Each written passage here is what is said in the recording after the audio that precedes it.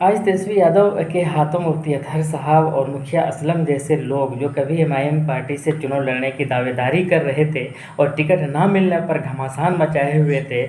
मुखिया असलम जैसे लोग जो है एमआईएम के ऊपर हमला कर रहे थे और क्या नहीं किया इन्होंने। हालांकि ये अब्दुल इमान साहब के चचा है, तो उस वक्त खूब झमेला हुआ। मुफ्ती अतहर साहब ने भी खूब ड्रामा किया और उसके बाद जो है आज ऑफिशियली जो है ये आरजेडी पार्टी के अंदर ज्वाइन हो गए।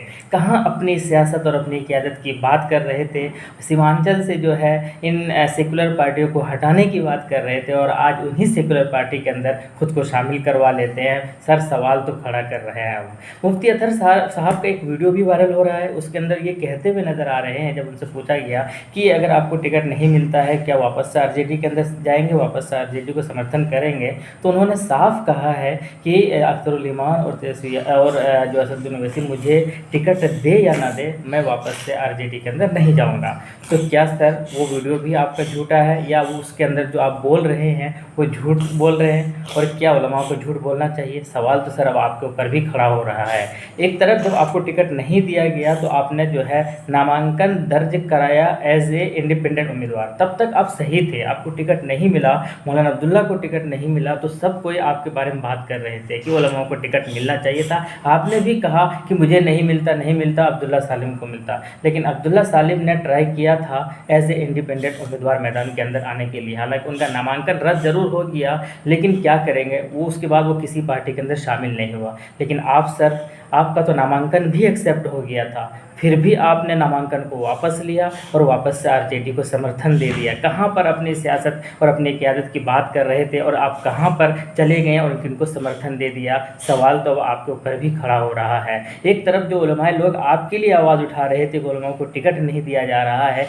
नई पार्टी बनाने की बातें हो रही थी सीमांचल के अंदर, सीमांचल से एमआईएम को भगाओ और इस तरीके की बातें चल रही थी, सिर्फ और सिर्फ क्योंकि आपको जो है टिकट नहीं मिला। तो इस लोगों की हमदर्दी आपके साथ थी, लेकिन आपका आरजेडी के साथ ज्वाइन करना ये बिल्कुल सही नहीं लगा। इससे तो साफ समझ में आने लगा है। इस दूसरी ओर और भी कई सारे उम्मीदवार को टिकट नहीं मिला। जैसे मुखिया असलम की बात, पूर्व मुखिया असलम जो है वो भी उम्मीदवार थे, उनको भी नहीं मिला। हालांकि वो तो चचा है अख्तरुल इमान साहब का, और इससे ये भी पता चलता है कि अख्तरुल इमान से का फैसला जो है अब सही लगने लगा है लोगों को। हालांकि चचा होने के बावजूद जो है अख्तरुल इमान ने कभी भी उनके ऊपर या इस तरीके कन्वेंस नहीं हुई और टिकट उनको नहीं दिया। इससे भी साफ पता चल रहा है कि कल को अगर वो जीत भी जाते तो क्या पता जीतने के बाद आरजेडी के खेमे में वो चले जाते, क्योंकि अभी ही वो चले गए सिर्फ टिकट ना मिलने की वजह से। ये भी एक सवाल निशान खड़ा करता है। इसके अलावा राशिद अनवर साहब को टिकट नहीं दिया गया, उसके ऊपर भी बहुत सारे लोगों ने अख्तरुल इमान को ऊपर जो है सवाल खड़ा किया था कि राशिद अनवर को मिलना चाहिए था। 11 सालों से उन्होंने मेहनत किया,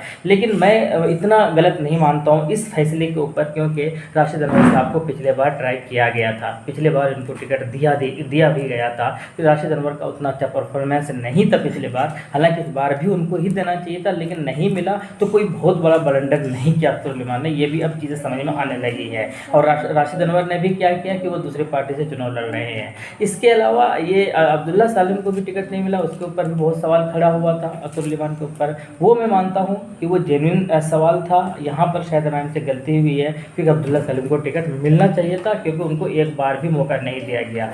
राशिद अनवर को मौका दिया गया है, लेकिन अब्दुल्ला सालिम को एक बार भी मौका नहीं दिया गया। और वो शुरू से आज तक, जब तक इस्तीफा नहीं दिया, उन्होंने रिजाइन नहीं दिया, तब तक वो जो है एमआईएम के अंदर ही थे। तो उन्होंने ऐसा भी नहीं किया था कि कभी आरजेडी कभी कहीं, उन्होंने वो भी पाला भी नहीं बदला था। तो सबसे ज़्यादा हकदार और दावेदार अब्दुल्ला सालिम था, यहाँ पर एमआईएम से गलती हुई है। इसके अलावा जो ये चीज़ें निकल कर आ रही है कि उलमाओं को टिकट नहीं देती है, वो मेरे हिसाब से जो है वो ठीक नहीं है। क्योंकि अगर वो ठीक होता तो इसका मतलब है कि वो जो मुफ्ती अतहर साहब वो बोल रहे हैं एक वीडियो के अंदर कि मैं आरजेडी के अंदर कभी नहीं जाऊँगा और वहाँ चले गए हैं, इसका मतलब वो झूठ बोल रहे हैं, और उलमा कभी झूठ नहीं बोलते। तो आप बोलेंगे ये सब सियासत का एक हिस्सा है। तो जब सियासत का ये सब हिस्सा है तो टिकट मिलना या ना मिलना वो भी सियासत का एक हिस्सा है, क्योंकि टिकट देने वाले आला कमान जो होते हैं वो हर पहलुओं को देखते हैं। अब हम लोग अगर उनकी गलती निकालेंगे तो क्या हम जो जितना सोच पा रहे हैं या वो जितना सोच पा रहे हैं, कि हमारी सोच कभी बराबर हो सकती है? कभी नहीं हो सकती। अगर हमारी सोच बराबर होती तो हम उनकी जगह ज़रूर होते।